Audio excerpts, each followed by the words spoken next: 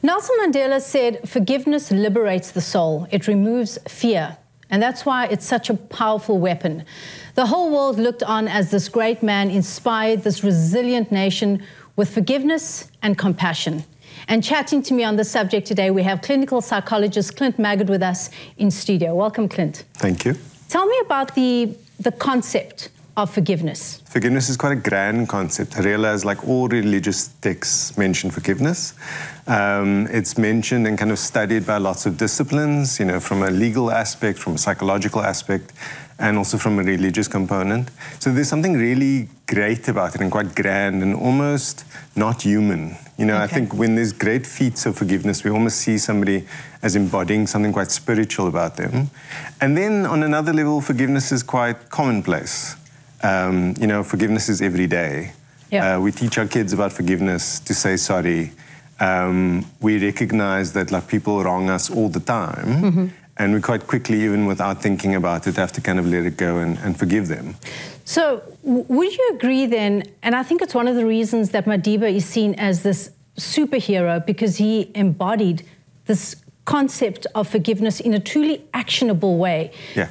When we talk about forgiveness, and we know that saying, it's easy to forgive but not forget, sure. Right?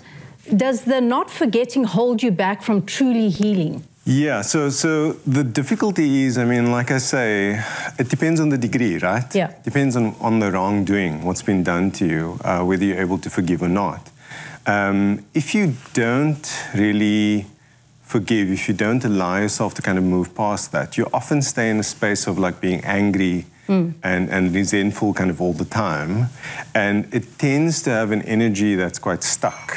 Yeah. So anger is very good and very useful when you need to get something done. So if something's broken and you get angry about it and frustrated, and it gives you lots of energy to deal with it. When something's already done, when it's already happened, and you can't do anything about it, you can't undo that, anger actually becomes kind of not as useful.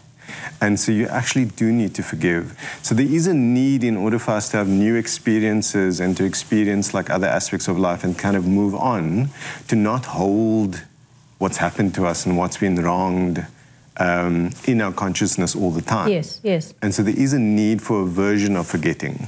So if I came to you as a client and I was really angry but wanted to move forward because my healing was clearly necessary for my optimal well-being, what are the steps that you would advise that I take? Like, give me a hack that I can use to get to that place where I can truly feel light and forgive. Ooh, sorry to disappoint. So like forgiveness is actually quite a complicated process. If it's something that's not so bad, people tend to move on from it quite quickly. For me, it needs to start with the person that's been harmed needs to be able to choose when they're ready to move to a point of forgiveness. They need to kind of know that. It can't be forced by others. It can't be premature.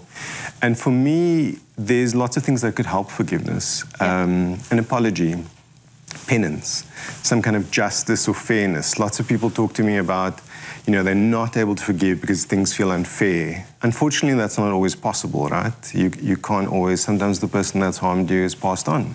There's nothing you can do about it. And then really there's a step sometimes of acceptance. Yeah. Kind of knowing that this thing has happened, there's nothing I can do about it. It can't be changed. I then want to kind of move on. So that's wonderful. That's really is speaking about steps to get us to that point. Yeah. What would you think about the idea of compassion and putting yourself, empathy, putting yourself into someone else's shoes? Empathy is very necessary, right? Our society wouldn't work very well if we didn't kind of give each other a break, basically, and have some sense of compassion for each other. We all make mistakes. We're all flawed as human beings. I think where people get hung up is understanding another and kind of being able to empathize where they come from isn't exactly the same as condoning it or making it okay. Yeah. And so I always kind of make a distinction between an explanation, which gives you an understanding of how someone's come to be that way or why they might have done something, versus an excuse. And it is quite useful in terms of forgiveness to be able to really empathize with others and to have compassion. Thank you, Clint. We are truly grateful for your enlightening perspective. Your words underscore that profound strength that lies within forgiveness and, of course, compassion.